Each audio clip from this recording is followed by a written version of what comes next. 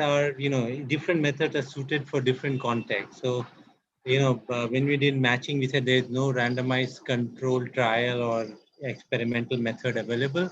So we look for different options. Then we go to quasi-experimental methods, and that's where got into matching. Then same way you would have talked about in DID, which is also a quasi-experimental method.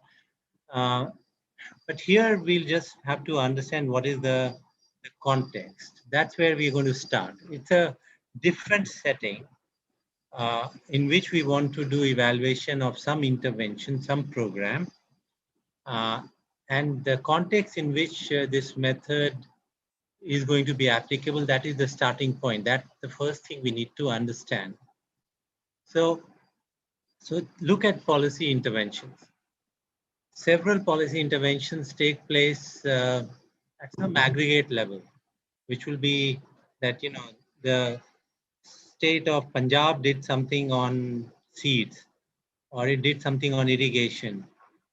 They did, and you can think about all the changes. Agriculture is a state subject in India. So at that aggregate level of a state, there would be policy changes.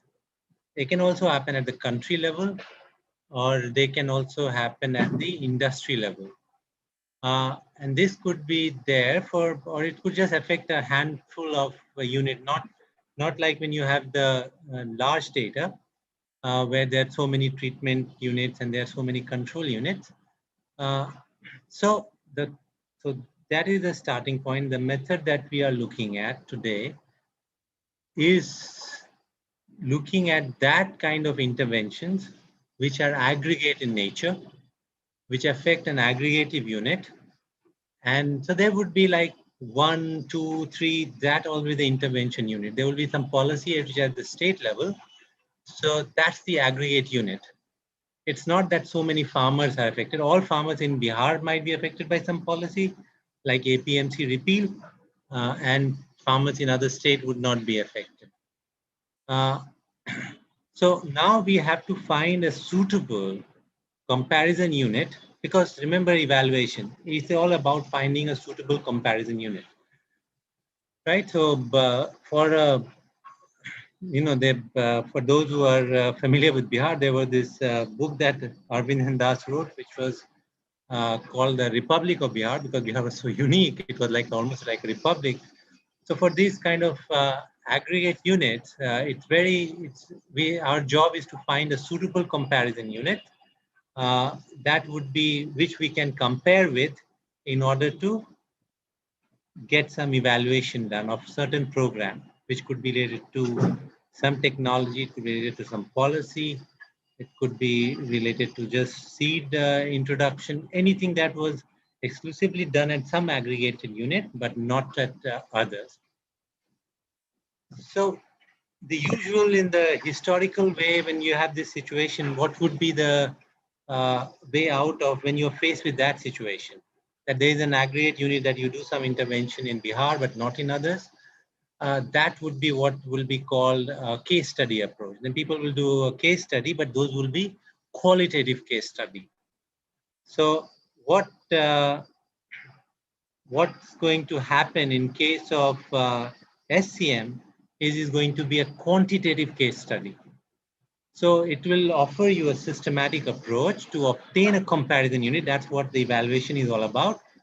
That is the comparison unit in order to get the counterfactual. And this will, synthetic control will do it in a way that will it will try at least to remove the ambiguity regarding the selection of the control group. Who are the comparator? I mean, you have done different methods like matching and so on in order to see who are the comparators, right? Which were they all the estimators. So here you have an aggregate unit, one unit, suppose just for example, it could be 1 or 2 or 3, but aggregate units, not like where a lot of observation that will be there. So how will the synthetic control work to give you a comparison unit for one? Suppose I'm just taking the example of one unit, take Bihar or Kerala. There's only one unit. and I need to find an impact of some policy which is done at the aggregate unit, or some intervention that has been done at the aggregate unit. I want to know its impact. Uh, then how do I find a counterfactual BR? What could be a alter ego or a counterfactual of Bihar? Suppose the Bihar is the intervention unit. So what a synthetic control is going to do is to work towards providing you that comparison unit, the counterfactual. So how it does, it will form a comparison unit which will be a weighted average of all potential comparison units, where optimal weights, we will come to that, uh, in a way that will best resemble the treated unit. So suppose Bihar is a treated unit, then what synthetic control will do is do a weighted average of all the other states, so to say, they are the ones comparators, to create a synthetic Bihar that you can compare to actual Bihar to see the impact. That's the idea in synthetic control. So your comparison unit will be a weighted average of all potential comparison units, which logically you would think would be other states in India. But they will, we have not defined how best they will resemble, what is the metric for best. But we are saying that which is like very much like Bihar, that best resemble the characteristics of the treated unit, which is Bihar, then that will be called a synthetic Bihar. Now that's the counterfactual, that's the comparison unit. Now, once we got a synthetic Bihar, then we compare a synthetic Bihar to actual Bihar and see the difference in the outcome, and then say this is the impact. Because it very resembles Bihar based on all these characteristics, the averaging that we did, the weighted averaging. We got something which were very similar to Bihar. We call it synthetic Bihar, and then we'll compare the synthetic Bihar to actual Bihar, and then that will give you the impact. But not only that, it will give you the comparison unit. It will also give you some statistical handle in order to have some inference. If you see the difference between actual Bihar and synthetic Bihar, after intervention, then now you have to say, is it significant? Is it statistically significant? Or is it just, again, just like we were talking yesterday, it just random, it's just a random event. It's not actually, there is an effect, there's an impact. It will also give you some methods to do some inference. So that's why it's a systematic approach to obtain a comparison unit, which will be a weighted average of all potential comparison units. I'm taking the example of a state, which is an aggregate unit. The state, suppose, is Bihar. There's an intervention that happened in Bihar. I will create a synthetic Bihar by taking a weighted average of all potential comparison units, which will be other states. That, in a way, and we have not come to that, that will best resemble the characteristics of the actual Bihar in the pre-intervention period. So you can begin to see that it will require data over time. It will require a cutoff in which the intervention takes place, and it requires the data sometime after intervention, where you do the comparison between treatment and the control, which is in the counterfactual, which is a synthetic Bihar. And the difference between actual and synthetic Bihar post-intervention would be the measure of the impact. We have not put statistical value to this, how we are going to do it, but notionally that is the idea. That once you have created a synthetic Bihar, which actually combining other states of the country and look at their outcomes, and then we get an outcome which really resembles the outcome of Bihar in the pre-intervention period. And then the intervention happens. In the post-intervention periods, we let it free and look at the difference between synthetic Bihar and actual Bihar. The gap between the two is my measure of the impact. So here are these. So this is getting increasingly popular because SCM, you have different times you have that situation because there are aggregate interventions. Many times they're giving you the example of APMC. Then Punjab came up with some regulation of that, only some varieties of rice could be sown in with other states did not. This would apply, the intervention was at the state level and so on. So that this is really there are several interventions like that. These could be at the national level. Like for instance, 5-6 years down the line, synthetic control would be a real method for looking at what happened when we removed the Article 370 from Kashmir, because that was the only state which had something like that intervention happening. And we could look at the pre-intervention outcomes in Kashmir and versus other state where Kashmir was under Article 370. And we'll create a synthetic Kashmir, and then after that we will just let it free. But we need some data, which is because it just happened right now. And the difference between the actual Kashmir and synthetic Kashmir, Jammu and Kashmir, would be basically your estimate of the impact of the removal of Article 370 on outcome that are of interest to you, right? So that is the idea. So the synthetic, if we get a good synthetic, it should very closely match the affected region or affected the treatment unit's outcome before intervention took place. And so that's the optimal weighting mechanism that we need in. So the weights that we put in on the variable, the predictors and to predict the outcomes for those control units. And just before I go ahead, just for the sake of language, in case of synthetic control, we don't use so much as control unit. We just call them donor pool. And that's called donor pool because these are the units that contribute, that donate in some way in order to create the synthetic of the intervention unit. So from that perspective, that we don't call it as a control unit, but we call in this language of synthetic control a donor pool.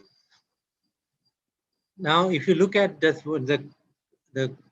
thing that you did yesterday, I think what Avinash would have taught yesterday, which was about DID, or even if you some level you would have done fixed effect estimation when you do things for natural experiments. So that requires, so you would have seen that it requires there would be a fixed relationship between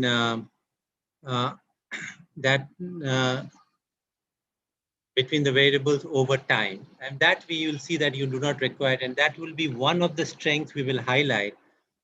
Think about DID. You will saying that some of the variables which were going to variables remaining, some variables were there which were remaining fixed over time.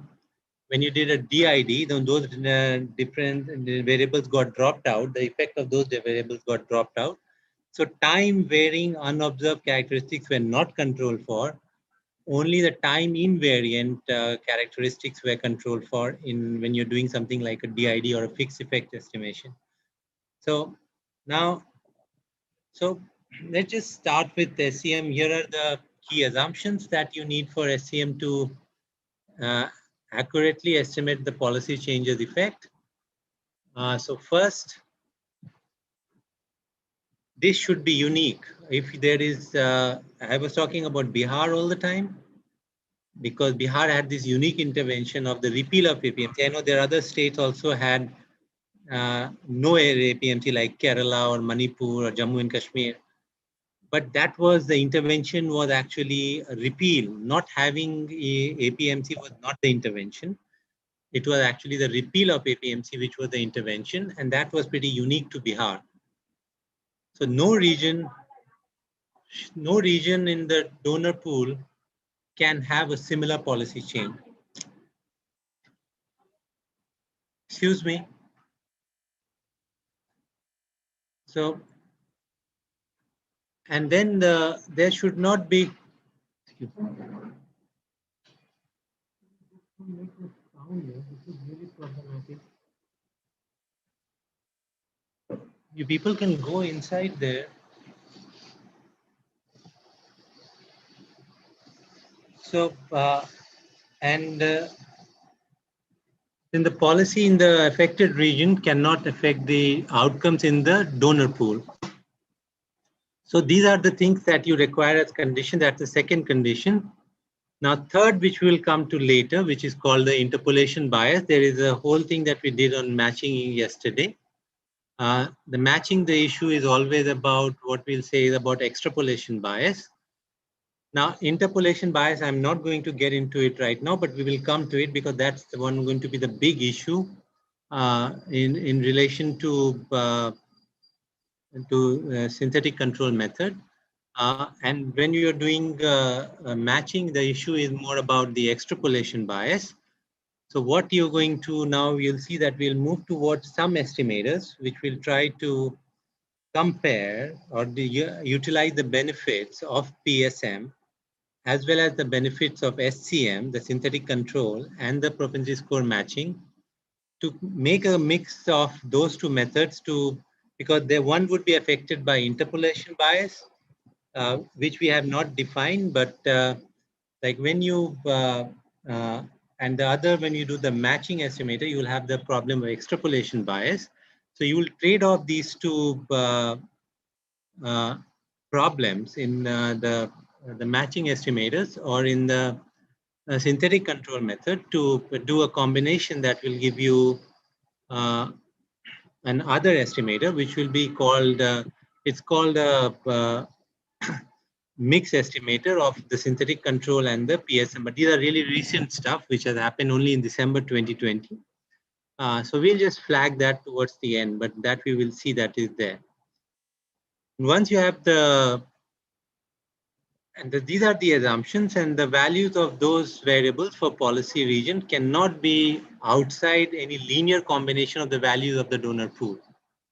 And that's what those who are from the math econ side will know it as what that is within the convex hull. So every, any of the characteristic that you have can be use the characteristics of the donor pool, use the linear combination of that. That should include the characteristic that is there of the treatment unit.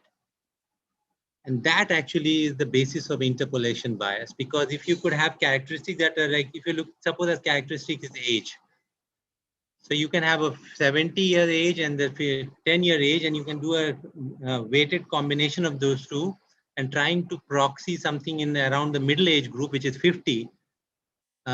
It will still satisfy, it will be in the convex hull, but these will be two very, very different people that you are combining in order to get an counterfactual for these characters, which is 50 years of age. So that is what is going to lead to an interpolation bias. And this is what, is the problem that you have in SCM, because you're doing the linear combinations of the characteristics in order to mimic the characteristics of the treatment unit from the donor pool unit. And the way it is specified is that you do this convex combination or linear combination that is within the convex hull, and that can lead to interpolation bias. So, and then the last vital assumption is that those variables and outcome, they need to have an approximate linear relationship. So these are all these things when they get violated, you have to, this is where the literature would be moving. That when you have these interpolation biases, when these relationships are not approximately linear, you go into a different domain. So that is how the synthetic control methods, the innovations, the progress that is being made is along those lines, because these are the assumptions which are critical for synthetic control to work. That is that this treatment should be unique, the donor pool should not be affected, then there should not be, you should try to avoid the interpolation bias. It should always, cannot be outside the linear combination, but when you're even going to put in that convex hull, it is subject to interpolation bias. And then those variables and outcome must have an approximate linear relationship. So these are the 5 core assumptions that you require for the synthetic control method to work. So here is now, let's just get into the algebra side of it. It looks pretty loaded, but it's very, very simple in that sense. So think about that there are, just for notations, there are J+1 treatment unit, and we said that this is about treatment of one unit or a sole unit. So in with I going from 1 to j plus 1, suppose the first unit without loss of generality is your treatment unit. And there is an intervention period, we said, and there's a post-intervention period, there's a pre-intervention period. So this is, their time period goes from 1 to big T. And there is between 1 to big T, there is a time period T0 at which the intervention takes place. It is like 2006. You will have data from 1990 to 2015, suppose, and 2006 is the period in which Bihar repeal is APMC. So that T0 is that period that belongs to 1 and T, right? Then there are the one is the treatment unit. We said Bihar, for instance. Then Y1T is the observed outcome at time T of the treatment unit. Y1TN is the non-treatment unit or the counterfactual that we want to know. Is the outcome.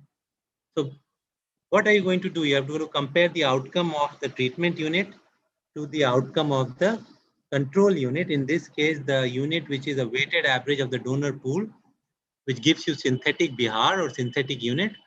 And that is the Y1TN, which is the counterfactual. And that is not known. We don't know that, right? That is what whole impact evaluation is all about. So we want to, and what we want to estimate is, if you look at this, is the difference between the outcome of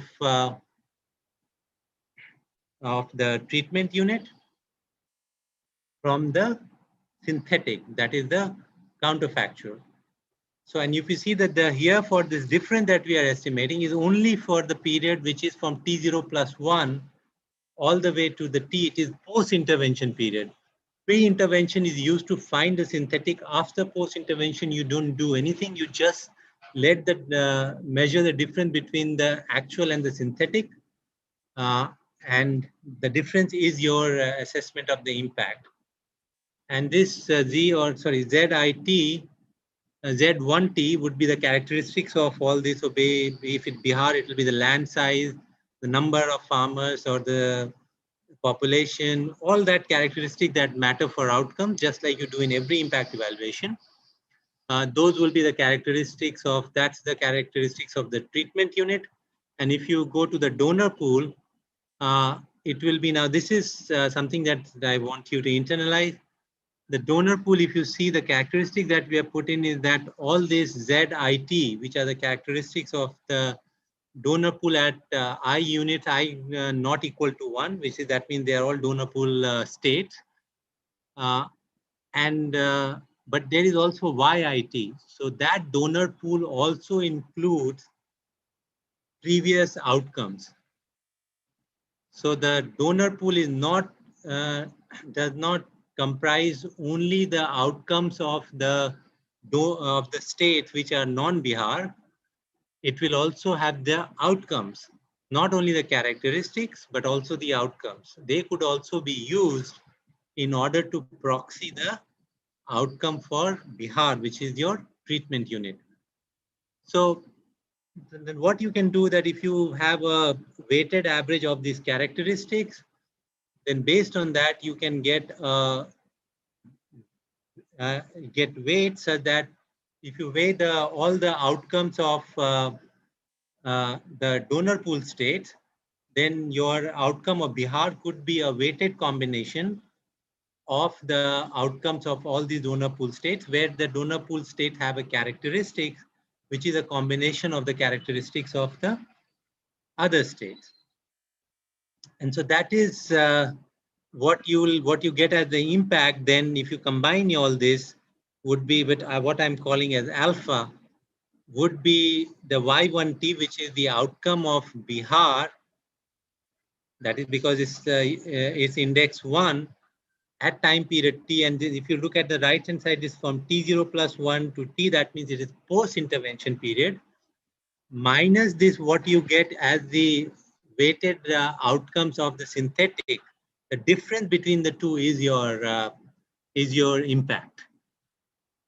And so we have not said that how good is it as a counterfactual. We are just saying just the setup, that this is how it is estimated. How good it is will come from the weights. if weights are such that they become very, very close to actual Bihar, then that will be a good weighting system, which we'll call an optimal weighting system. That will give you a good synthetic. And then the difference between Bihar and that good synthetic will be your assessment of the impact. So you see the way it is that first thing is everything is about pre-intervention. Then by doing this weighting of the outcomes of the donor pool states, you get the synthetic. We have not yet said which are how the weights have come in. We are just denoting the weights. We are just telling you the mechanics of it. We are not saying that how those weights are determined, right? But wishing that away for the time being, once you have, suppose you have the right weight, then the difference between your actual outcomes minus the synthetic, which is the weighted average of all these donor pool states, is your impact. And that impact will only apply for the post-intervention period. That is for only post-intervention comparison. So Praveen or Aditya, if anyone that's, if they have questions, I know there is a little bit of uh, uh, technical leg up in this when we do this, but it should not be very difficult. So if anybody has questions, I mean, particularly for synthetic control, please, please feel free to just barge in and just ask that question. Right. So, so just saying that if everybody is following that, I'm just going to the next step. So we set up in the mechanics of it, that how the synthetic control is. It is a difference between your actual minus the outcomes of the outcome of the intervention minus the outcome of the synthetic, where synthetic is a weighted average of the outcomes of the donor pool state. But we have not yet said how is the weight determined, right? So the weight is, the optimal weight is just going to be from the, it will be such that, it combines in a way that the gap between the actual, the Bihar and the donor pool state outcomes in the pre-intervention period is minimized. That's what is optimal. So similar in terms of characteristics, in terms of the outcomes, this weighting system is, or the weighting matrix will be, the optimal weighting matrix will be the one which will minimize the gap in the outcomes between Bihar and this synthetic, which will be the combination through these weights. So the root means squared prediction error. The prediction error is, just think about it as the gap between the outcome of Bihar and all the weighted outcome of all other states, the donor pool states. So that gap would be minimized. That will be the optimal weight. It makes a lot of sense. You do this in ordinary least squares as well, right? So the same thing, kind of a thing. You're there also. You're trying to minimize the kind of a prediction error. So there also, what you get in terms of the coefficients, which are basically the weights, are basically minimizing the gap. So this is what you're doing in synthetic control, in trying to get the optimal weight, which minimizes the gap between Bihar. I'm just running with the Bihar example because we also will present an application, the Bihar case, and the actual and the donor pool weighted average of the outcomes, which is the synthetic Bihar. So the gap between the two is going to give you the impact, the alpha, right? So if you, so that is why now we said that, apart from that, that's the mechanics of getting the optimal weight. So we said that, this is our estimate alpha 1t, which is 1 and t running from t0 plus 1 to t, because t0 is the intervention period. This is impact is always about post-intervention period. Then y1t minus y1t and the synthetic, the outcome of the synthetic that we have estimated is the impact. But this we know is not observed, so we need to estimate it, right? Because we have created the synthetic, that is the optimal weighting.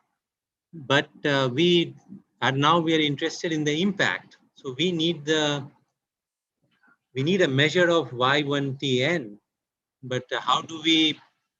So here is that, remember one of the assumptions that were there, that it will be a linear function of the characteristics. And that's what, so now suppose that is y1tn. And that's where, I said there will be all these developments in synthetic control that, moving away from this linearity assumption. And this things about being in the convex hull and being a linear combination for the estimators and all that, people are moving out of it, trying to do developments there.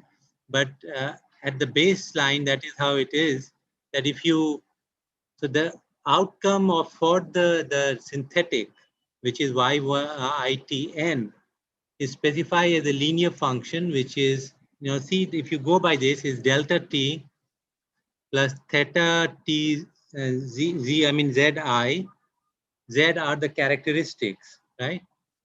And lambda t mu I are the fixed effects, are the dummies for each cross-sectional unit, right?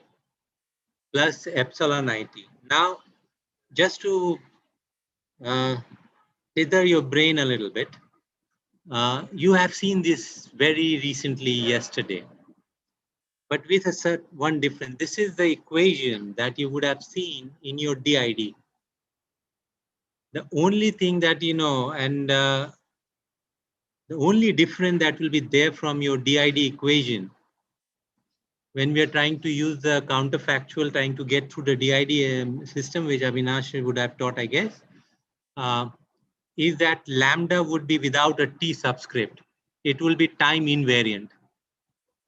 When you have specified this, remember that you have not put lambda as a scalar that is time invariant. It is lambda t. It varies with time.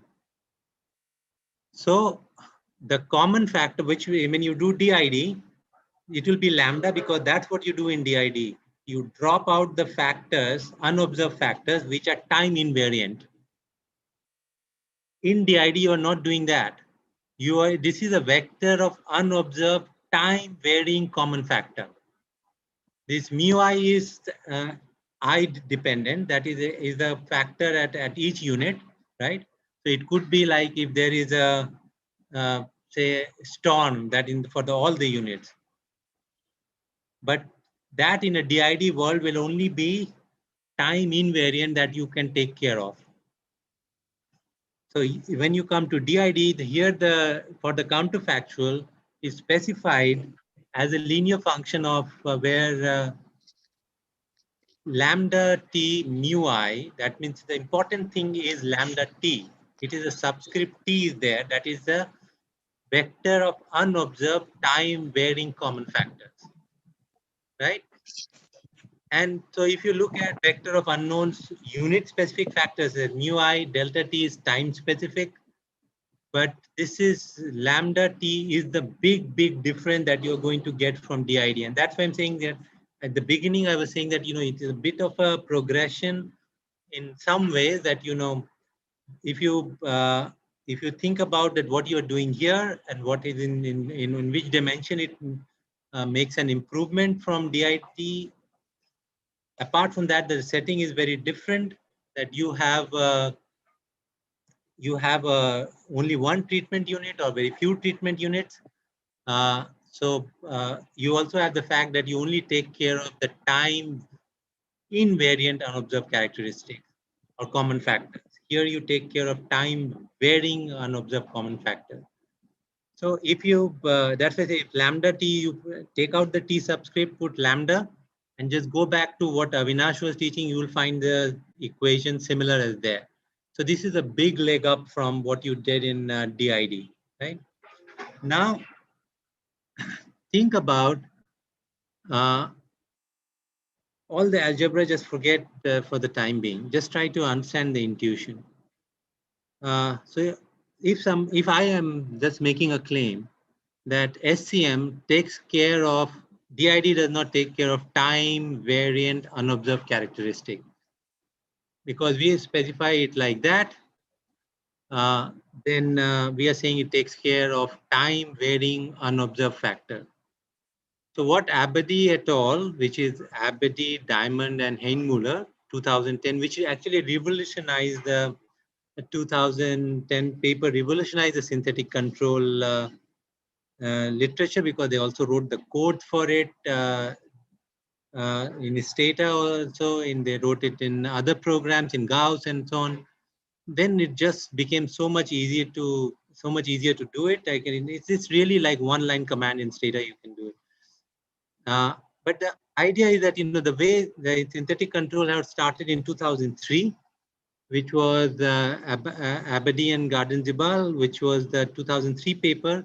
There the case was that there was in Spain, there's a one province in the Basque Country, which is basically terrorism affected because they are the separatist movement that is going on there.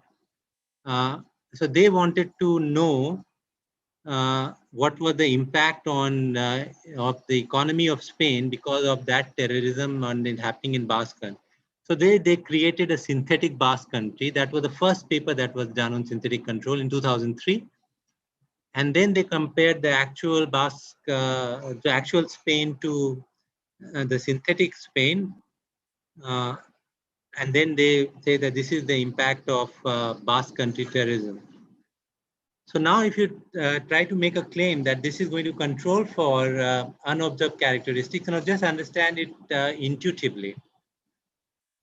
So if you get a very good fit over a long period of time, if your synthetic is just like sticking, like hugging the the treatment unit in the pre-intervention period, and you'll see it in the figure when it will become clearer, then this can only happen. Again, I'm repeating, this can, if you have a long pre-intervention period over which they really hug tight to each other, the synthetic and the treatment unit, then what it's is telling you that this can only happen. And I'm just not getting into the algebra where they show this with your expectations and root mean square prediction error and all, but the intuition is the most important thing there.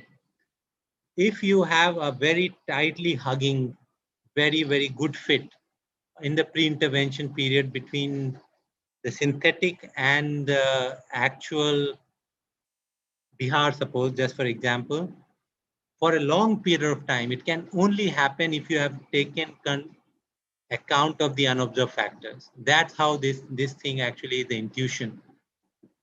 And so that's why you'll begin to see that what is the merit of having a long pre-intervention period.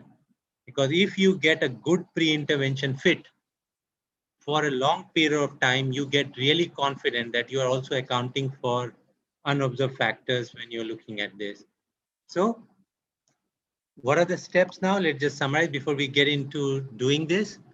There are these 6 steps, and this I've actually got from one paper from Urban Institute, and because this you'll get in many papers, but they have summarized it very well in 6 steps.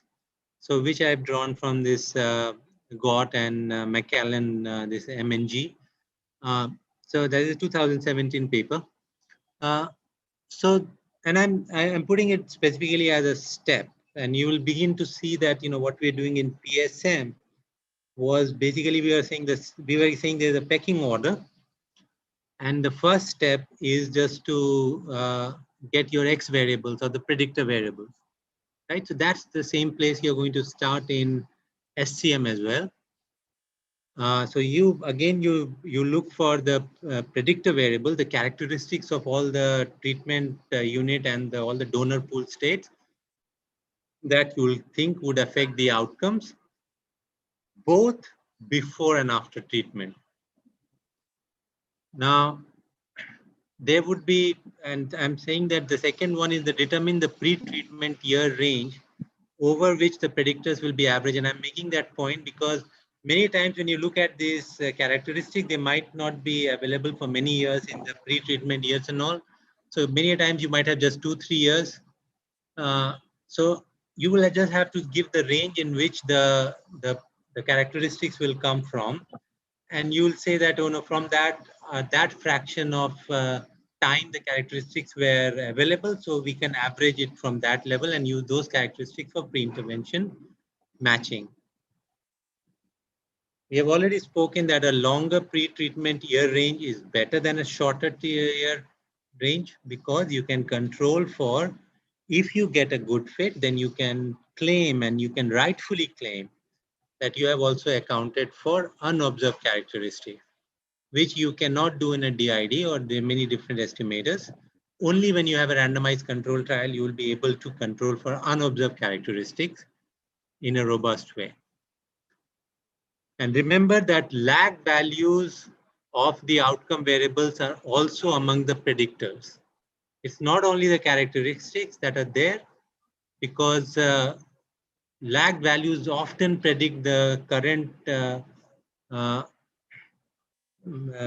for the synthetic and for the actual.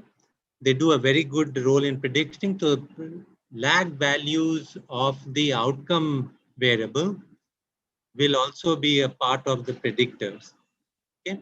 This is very, very characteristic of, so this people who do time series, or those who do Ariano and Bond, those kind of instrumental variable estimation with panel data, would be very familiar with this, where you use lag values and because now here you have a definite time dimension, right? And because there's an intervention period time t0, and there's a t0 plus 1 onwards is the time period for post intervention, and there's a t0 before t0 is the pre-intervention. There's a time dimension, so you'll have to think about also the pre-intervention. The outcome variables can also be part of the predictor. Then the second step, which well is the donor states that will synthesize or will create a synthetic, suppose I'm again taking the example of Bihar, which will create a synthetic Bihar, right? So the idea would always be that, as similar as they are in, they would be good counterfactual. That is always the case when you do any evaluation. But apart from that, you should exclude any states so that enacted any policy that was similar to the policy that is the treatment, or that is the treatment. So simply I take the example of Bihar. Bihar repealed the APMC, and if I'm looking at the donor pool states, which state I would drop? I would drop Manipur, I would drop Jammu Kashmir, I would drop Kerala, because they do not even have an APMC in the first place. So they will contaminate this if we include them in donor pool. So apart from the characteristic part, you should also look for that if there is anything similar in terms of treatment. If there is, then we should just drop them. They should not be part of the donor pool, right? The other thing that is coming, we always talk about interpolation bias, that, all the predictors. Now, we say that they should fall in the convex hull. They should be within the linear combination of the predictors of the treatment unit. So states in the donor pool should have values of predictor that are close to the values of the treated state before treatment, because the requirement is just that they should be in the convex hull for the system to work. But if you are going to have only the convex hull, but they are very far apart, we're taking the example of somebody from 70 years and somebody from 10 years, you take a linear combination, you can still try to proxy the characteristics for someone who's 50 years of age. But that will lead to an interpolation bias, because you are actually combining characteristics which are really wide apart. But SCM is only requires it to be in that convex hull. So you try to do your best by looking for those characteristics which are similar, which are not very far apart, in order to minimize your interpolation bias. Right? That's the second. Now we are going step by step. Now there is this, you have to choose a method for selecting predictor weight, which we decided, which we're talking about. That now since people are trying to do different developments in synthetic control, so we are not going there. We are just saying which is the basic, but essentially the characteristics remain the same. that there would be, you choose the optimal weight, which would minimize the gap between the actual and the treatment and the synthetic.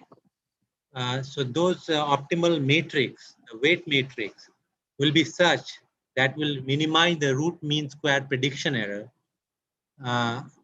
Like, this is not something rocket science that we are talking about, even though it sounds pretty heavy. We are trying to do something which we do in regression all the time, right? So those will be the optimal weights. That will be your third step. That is, you try to get those weights, the optimal weights, by minimizing the gap, which is the prediction error between the two. Number 4. So now we said that, okay, we have got the weights. Now we have to say that how good is our synthetic based on weight, and we are using the optimal weights. How good is the synthetic? So we want to see how hugging they are to each other, how close they are to each other in terms of the outcomes. If they are very close to each other, that's a good synthetic. That by combination, for doing this optimal weighting and all this stuff that we are, all the rigmarole that we have gone through, we have created a good synthetic, because when we estimate when we have the synthetic, the outcomes of the synthetic are very, very near to the outcome of the treatment unit. So it's a very good synthetic. I'm again going by the example of Bihar.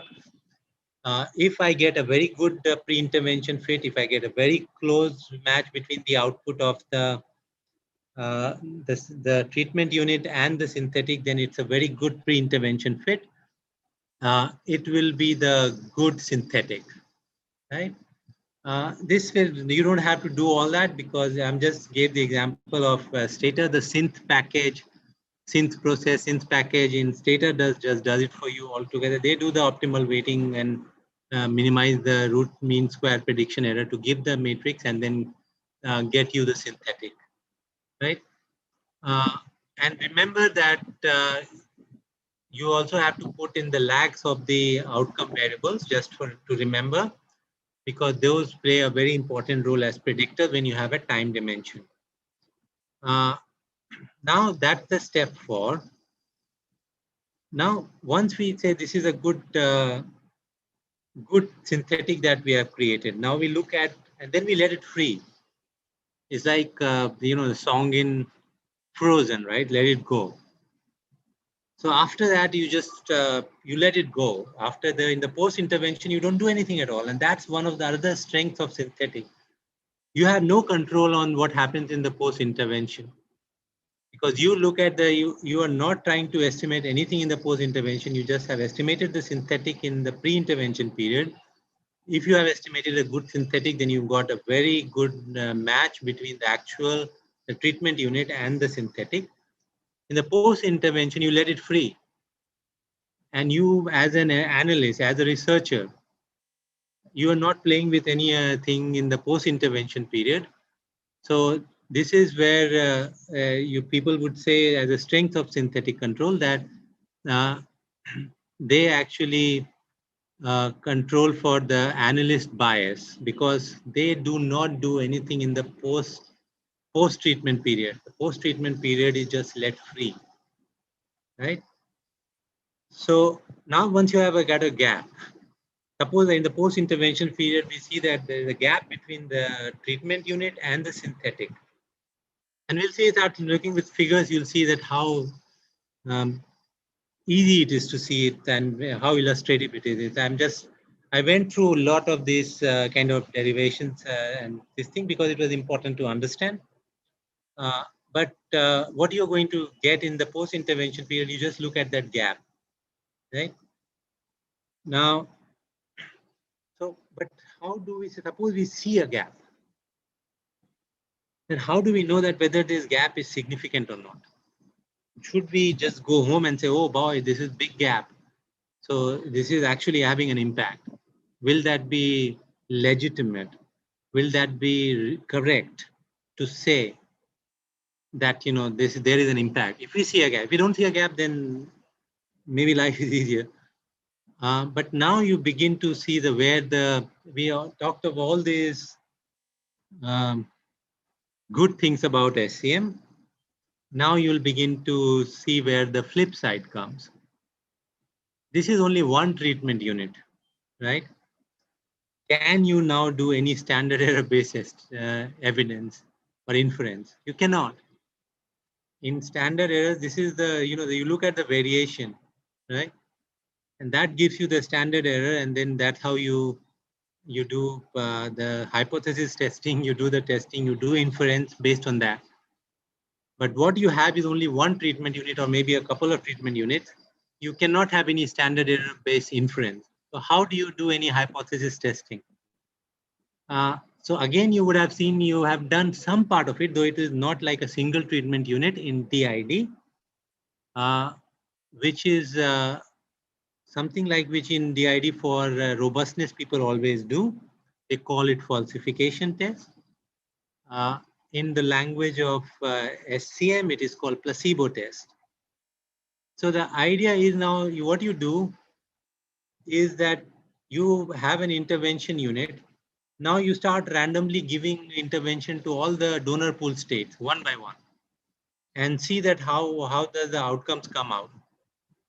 And then you look at the patterns. And when you look at the pattern of or the behavior of the outcomes of this placebo state from the donor pool, and if you see that it is no different from what is the pattern you will see for the treatment unit, then you will say there is no effect. There is no statistical significance. So it is not a very formal method of inference because you are just doing it through placebo test. In DID, you do that as a falsification test that you give a treatment, you take the treatment time is here T0, I'll move the T0. And then you do in a DID all the time to see whether it is robust or not. Here we also do that. Apart from just doing it to placebo, we can also do a time placebo that we can change the T0 to make it to T00 at some other period and then look at the effect. That's called time placebo. And then see if it is any different. But it's still, you see that it's not a very structured, well-structured, that it gives you some statistics to look at and then say that this is evidence. You'll start seeing it pictorially, that whether the patterns are, they stand out in case of treatment unit, then we say it is significant. If they do not stand out in the treatment unit, when we give it to the donor pool or we do time placebo, then we say that it is not significant. So that's going to be the flip side of SCM. So all the things, that's why you are going to have now combination of SCM and DID, SCM and PSM. But this would be in those cases where you will have much more than one unit. And then these things will be done. So this is those developments in the literature for the trade-off between interpolation bias, extrapolation bias, for trying to get some method for doing hypothesis testing. Those are the reasons because on which the literature is moving. And these are not moving to the extent that I can just present a paper to you. These are all December or November 2020 discussion papers or working papers. They are not even been published formally.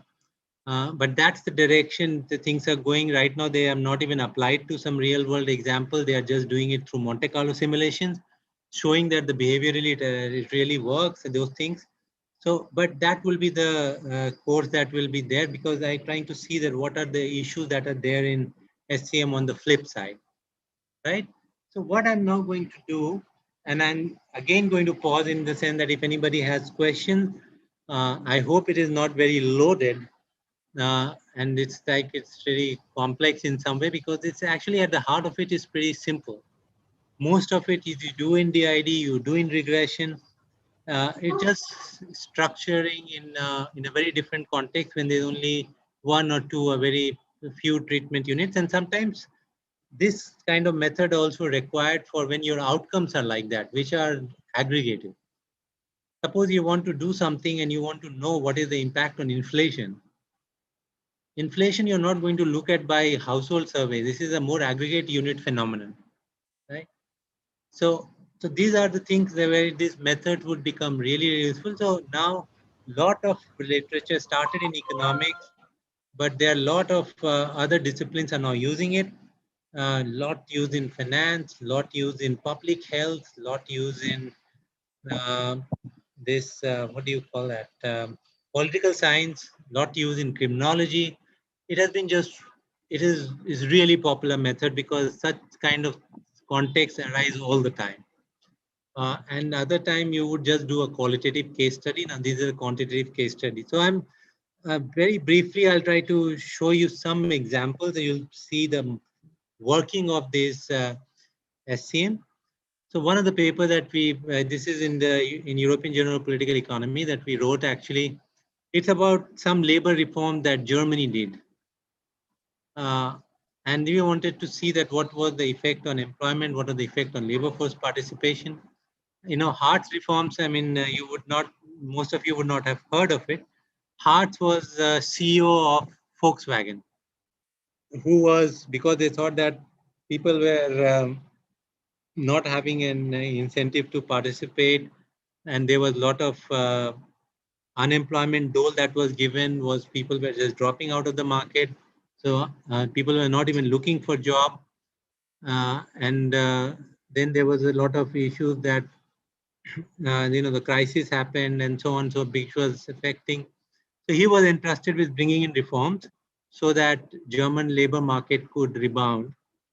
And so these reforms were just unique to Germany, and that's what did not happen. So all this condition that we need for for the SCM, that really occurred. Apart from the paper that I was talking about of the 2003 was the Basque Country paper. 2010 was the paper by Abadi, Diamond, and Henmuller. That paper was about one legislation in one state in US, that was California. It was called Prop 99, which was Prop 99 was only done in California, where they tried to control smoking. So they raised the taxes on cigarettes by a huge amount. They banned smoking in public places, and all these efforts were made. So they wanted to see what was the impact of that intervention on smoking. So that is the 2010 paper, which actually really, you know, made the whole floodgates to open on synthetic control. So what we did for looking at Hartz reform, we're not going to get in detail. Germany was like very unique in a lot of ways. It is the largest country economically and geographically in Western Europe. It's very high tech, and it has a very unique system of, even if you look at in health, it will have a very mixed system of public and private. It has a very generous unemployment dole system, uh, and so on. So these are it was very unique that intervention was happening. So, this intervention itself, the heart reform was very unique to Germany. So we took the synthetic control method. And now if you see the diagram, I've just plotted one. I'm not going to go through all that. So one of the lines is basically the actual, and the dotted line is the synthetic Germany. That is one, and the vertical line is your, the before yellow is the white portion is the pre-intervention period. The post-intervention is your in the yellow shade. And we wanted to see on different outcomes. This is the impact. And you see that uh, is reasonably the treatment and the synthetic, they really overlap very well up to some period before the intervention, before the treatment. So that is the thing that people would make a case that maybe you need to move the T0 to the left side, because they, in anticipation of this reform that was happening, things were changing in Germany from before, not from the time that the law became, which always happens. If GST was going to come, there will be some anticipation effect, and that you begin to see that the things start breaking free even before intervention. But that's a thing that one can easily do by moving the intervention period. Uh, Different outcomes, and So, and then you look at that W weight that we were doing, which countries got the highest weight in terms of being contributing to the donor pool, which contributed to the synthetic. And we just put the highest weight one, the Italy, Sweden, Japan, and Chile were the countries. And you'll see that they have similarity in terms of the labor market structure, in terms of the economic structure, and so on. And they were contributing the highest to making the synthetic Germany, right? And the smaller weights were also there. They also had some weight, but in a comparative sense, they had smaller weight. And this country, you'll see in characteristics, were a little different from Germany. And in terms of pre-intervention outcome, because that's also part of the predictor, remember, were also very, either way, the overall was that they were contributing less to the donor pool. So their W weights were lower, uh, the optimal weights, right? And so I'm just put some here, but this is to say that in terms of characteristic that we're giving higher weights, they were similar. The ones which were with lower weights, their characteristic wise, they were dissimilar, right? So now we had that figure which actually showed the post-intervention, there was a gap between the actual Germany and synthetic Germany. And so could we say that this is, oh, there is an impact, there's quite a gap, right? So now we need to say that how do it's not that we'll just point a finger and they'll measure the gap. We need some metric for this gap, how big the gap is. So the gap is this. So if there is a post intervention, if the root mean square prediction error is high, then we say the intervention. Not completely. Root mean square prediction error will tell you that there is a gap. Okay? But between that, if you look at the root mean square prediction error between the treatment and the synthetic in the post-treatment period, is that the impact? I mean, what we are saying in terms of visually that there is a gap, this is telling in terms of some measure that the post-intervention, the root mean square prediction error would be larger. Is that the impact? No. And the reason is that this is conditional on you having a good pre-intervention fit. So in the pre-intervention, root mean square prediction error should be small. So that's why the measure that you're going to use for looking at where is the impact, what is the measure of the impact will be the ratio of post to pre root mean square prediction error. If your pre-intervention period, the root mean square prediction is very high, that means there is a big gap, it's not even a good fit, then you're not going to consider it as an impact. So that's why you're going to consider the ratio of post to pre-intervention root mean square prediction error, and that would be the measure of the impact. So that is the statistic that the SCM papers would use. Related to the same statistic, they would, all the placebo tests and everything is based on this one, that there will be different variants, there will be different derivations from this measure, post to pre root mean square prediction error. That ratio is going to be a measure of impact when you're doing it in the synthetic control world, right?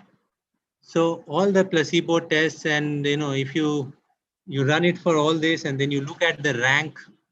So what is the rank? Ideally, the rank of that, if you look at this ratio and you can create a rank statistics and you look at the rank for all the donor pool when you randomly assign them treatment, the placebo test, and compare the two when you do the treatment unit, this ratio, and with all the ratio that you will get for each donor pool's state and the treatment state, and you see the rank. Ideally, the rank should be 1 for the treatment unit. Many a time people will accept 2, but it's very stringent that unless you get the rank 1, then you would not say there is an impact, right? So these are you can also once you get these different placebos and you do these runs, you will get a distribution of this, the ratio that we got.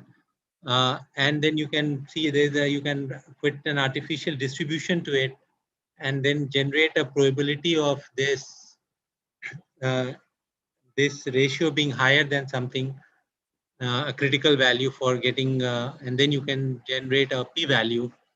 And that, so these are, but they all derive from the same thing, a rank statistics, a p-value, in order to say whether the effect or the impact is significant or not, right? So, this is the inference. You can see the on the right hand side, when I'm doing the placebo test, all the green ones are the ones which are randomly assigned to the donor pool states, donor pool countries, because it's the Germany example. And the dark black one is Germany. Germany does not stand out. When I'm looking at the unemployment rate, the pattern does not stand out, like it's really, really different from what is happening to the donor pool state, the placebos. And so we will say that here this effect is heart reforms did not have any impact on total unemployment rate in Germany. I'm not going into too much detail, but when we do the same thing for labor force participation rate, you will see the labor force participation rate for Germany just stands out. So when we do this placebo test, and you do it with the rank statistics, or do it with donor probability, or do it with these p-values, and you can, either way you will be able to say that in labor force participation rate, Germany stands out. There is an impact of heart reforms. So while we find that heart reform did not impact overall unemployment, and then we said there were some causal impacts, that was because when we did this test, right? Uh, and so, so now I'm just going to go through that, just I'm go very fast, but I just trying to say that this is such a powerful tool and we can do so many things from it. We have been trying to do a lot of things with it. We got stuck for some things, and but other than that, so for other things that we wanted to do that, because it's people are related to agriculture here, so I wanted to bring in some examples from agriculture that we are working in. So one thing was the impact of Jyoti Gram Yojana in Gujarat. Gujarat actually did this intervention on, I think, 2004 or 2005. I don't remember. From the line, it seems it's 2004, which is the Jyoti Gram Yojana, where they separated the grid. Separate grid for agriculture and other grid for non-agriculture. So we wanted to see that, what happened, the impact on different outcomes. Some there was no impact, but we wanted to see what happened to net irrigated area to net cropped area.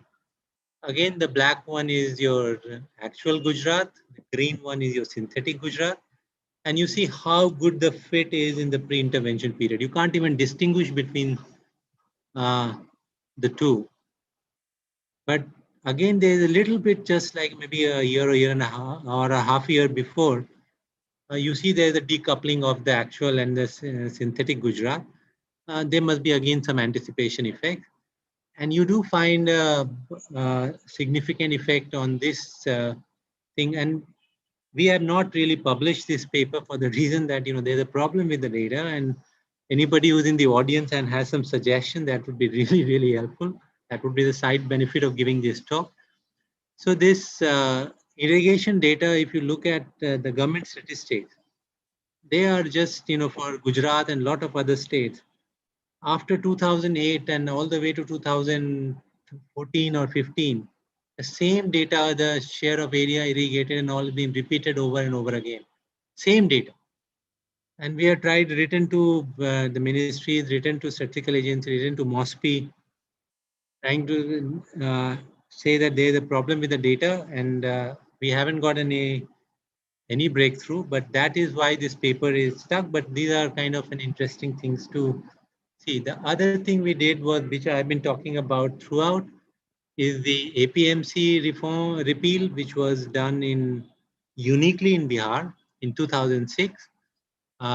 This we have done with Prabhat and Kishore. I don't know if Prabhat might be in audience or might not be. but he was I bring in his name because when we worked together on this thing, Prabhat has the first time he was doing an SCM ever in his life, but now he does it very well. So, and the same thing that, there are all these basic concepts and all. He's also applying it to this SCM to the decision of Punjab about mm, late sowing varieties on or something on groundwater, some intervention that Punjab has uniquely done. So he's also applying SCM for one of his papers on that one. So he's doing it very well. As I'm saying that, it's like even if you, when we started this work, I mean, we have a draft for it now. Um, Still not submitted to a journal as well as yet, but it's not rocket science at all. It's just very easy to catch up. Not to say anything about the capacity of Prabhat. He's a very hardworking guy. He really grinded his way through and has learned everything there. But that would be the case. Now, so that's we wanted to do this. First, we wanted to look at some outcomes. Just even before doing SEM, we wanted to look at market outcomes. And this will give you an idea. Just looking at the wholesale market price outcomes in Bihar and compared to other locations in Bihar market like Patna or Gulab Bagh in Bihar to other of this nearby wholesale market in Pilibhit, Lucknow, all these places. You see the pattern after intervention. This is, yeah, I know the font size is very low, but just to see the pattern, it just is the same way. I mean, there would be some difference definitely between Bihar and other market prices, but and this goes on and on. You do anyways, you find even if you, before we do SCM, you want to do it through from a causal perspective, but you really would have a hunch that there is not much happening in terms of the market price. And I might think that even when the APMC was repealed, I don't know what is the Mandi price that they record in Bihar, what way it is a relevant price, but whatever it is, you don't see any discrete difference in the pattern from anything comparable. And we'll go through SCM, you'll see the same thing. We have looked at price wedge, wholesale retail price, farm gate price minus wholesale market price. So all this, we do find something on the farm gate price, which then we did with DID. We also find that the farm gate price for farmers for maize, because maize in Bihar is very different commodity, and that did have an impact. But when we did the SCM, this is what we get. You see, we get a very good fit, pre-intervention fit. We are able to make a very, I mean, many thanks to Prabhat actually. So we got a very, you have to play around with different variables and different tolerance limits and all that you can set in for optimization of the W matrix. But all that he did, and you see we get a very good synthetic Bihar. But leave aside any statistics or the post to pre root mean square prediction, and we don't even have to compute, but we do compute. But do you see even in the post intervention period, do you see any wedge? We do find, which I have not plotted here, unfortunately. We do see some gap, not a lot though, but for DID we are able to find that, which is the gap between maize farm gate prices and Bihar and the synthetic. So all these things that you see, that if you look at paddy, wheat and maize, you will see some difference in maize that you see. And I'm not going to go the last one I'm going to do, and then we will, no, I have some time. I'll just take 5 minutes so we can have some time for questions. It's another thing that we did, like a lot of you, because you are in agriculture, and that's why I wanted to take this example.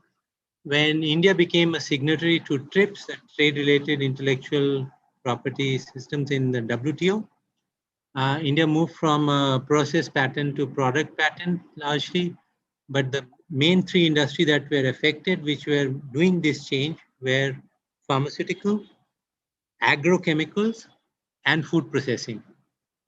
So now, right now, I'm doing this paper with my colleague Abdul and Professor Viramani at IJIDR. So if you look at, so we created a synthetic of these industries, of pharmaceutical industry, of food processing industry, of agrochemical industry, to see that, what happened with this change in the intellectual property regime. And I'm just plotting the pharmaceutical one for here. And you can see that this is outcome variable. We wanted to look at many things we have looked at, is exports to rest of the world. And it does not matter, but if you look at exports to sub-Saharan Africa, exports to least developed countries, there's a big gap between actual and synthetic in pharmaceuticals. So in India's pharmaceutical export, we will, in the paper, once it comes out, you will see that we do this and we tell you exactly that this is not because of intellectual property, right? Because this is totally driven by a coincidental different changes like Hatch-Waxman and other acts that came in US, which were related to the generic policy, which actually gave a big boost to generic exports. And all these exports, it's not that Indian pharmaceutical industry became very innovative and they got a lot of patents and so on. None of that. All that happened is that the generic export just went up the roof. And that's what, if you look at it from the time perspective, this was the intervention. If you did not do a deeper probe, then it will look like the pharmaceutical exports were, particularly to developing countries, sub-Saharan Africa, was positively impacted because of the TRIPS agreement when India became a signatory. And you can see for some of the things, you're the Bihar one, just when you do a placebo runs, the Bihar figure just stands out. And you can see it in the post to pre root mean square prediction error ratio also. So all this, I'm now just going to wind up. So there are this, when you now get to the brass tacks, and then we'll conclude. So you should have people will tell you that you should have a relatively large number of predictors. That would probably go against the common wisdom that you should worry about degrees of freedom when you always do that in regression, right? It's not that kitchen sink you keep on throwing predictors into the regression because you lose degrees of freedom. Because if you add k predictor, then you only have n minus k, n is the sample size and so on. So here we also now have a lot of donor pool states, not a lot of characteristics, so you lose degrees of freedom. So the other thing that you should always remember that one important predictor will be the lagged outcomes that you should include all the time. So people like this Call and his authors say that you should not take very long lags because that kind of what is called overfitting the model, but we are not getting into that. But you will never have that condition because that longer pre-intervention data you generally don't have. Now, there's other thing that people say about these issues about that when you do this placebo test, for each of those placebo run, you do not do the same thing of comparing with other placebos. You only compare the treatment to other placebo. So this is this Furman. So like while analysts only use SCM if synthetic control closely matches the treated unit, but you do not do that same thing for donor pool state. That if you did the same thing for donor pool in the pre-intervention, you are looking at in the post-intervention in the placebo run. So their argument is that Farman and Pinto that there should be a problem because of that, because you're not doing this thing for placebo. So the whole idea that would be, so that's the thing that I'm not getting. We can do this in question and answers, and let's just conclude. So it's ideal for, it has many advantages. It is ideal for examining a policy which is unique to and more aggregative unit, like region, state, country, and so on. The code is like really available. You can use very, very simple. If you understand it, then it's very, very simple to implement. And that's why thousands of papers are being written. It's becoming so common that, as I say that, one line commands are there, all that everybody can run it. The software does most of the time of finding the optimal matrix, doing the placebo run, giving you p-values, giving you donor probability, giving you all the statistics that you need, right? And so this is where we can. The idea is that just be on a lookout that in the treated region should never be an outlier in the pre-treatment period. And that's why we're saying about the interpolation bias.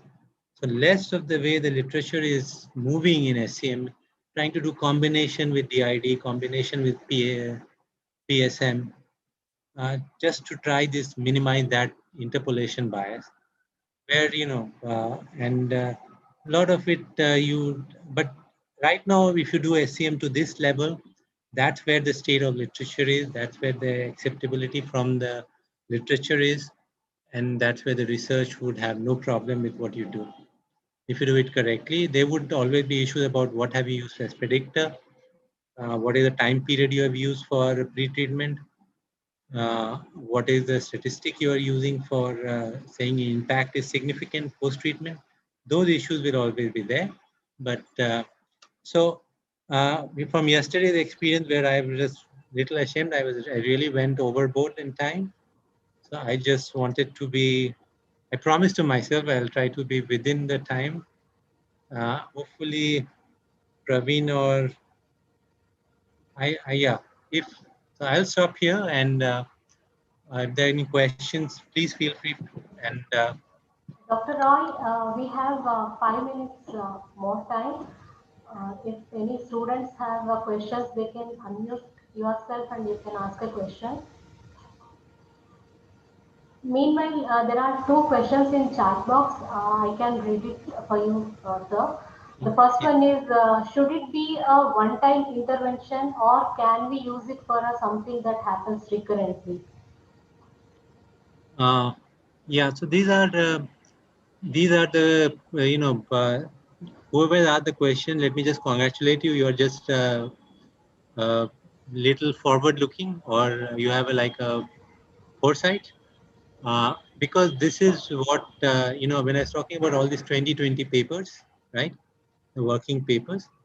So these are the things that, what I'm giving you is a very bare bone, but that is the state of the literature right now, right? So where things are coming up is looking at when there is even the uncertainty about what is the right treatment period. Are there multiple treatment periods, right?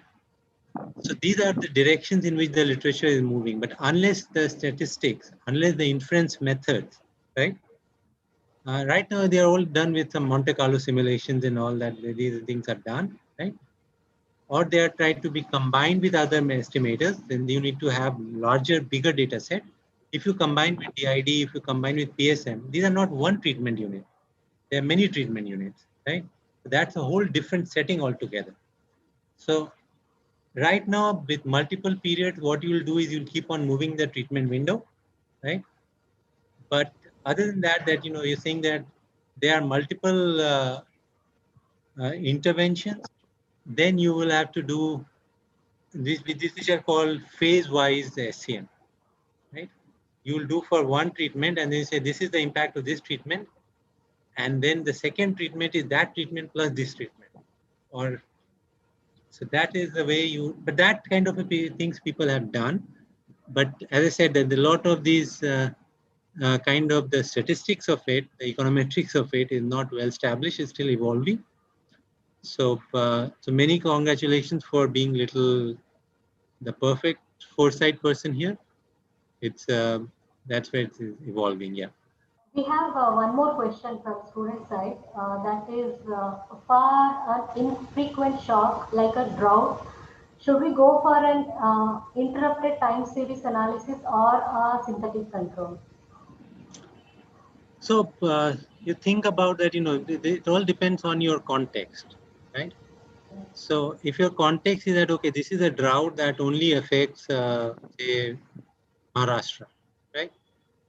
Or it only affects Vidarbha, and you have a data for Vidarbha and non-Vidarbha that you can create like a synthetic Vidarbha region, right?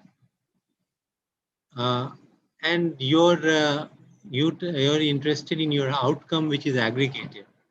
You want to see what happened to total production in Vidarbha. You're not interested in what happened to each farmer's output, right? What happened to each farmer's technology adoption, right? So it all depends on, but the way we started with, we said there are some interventions that their impact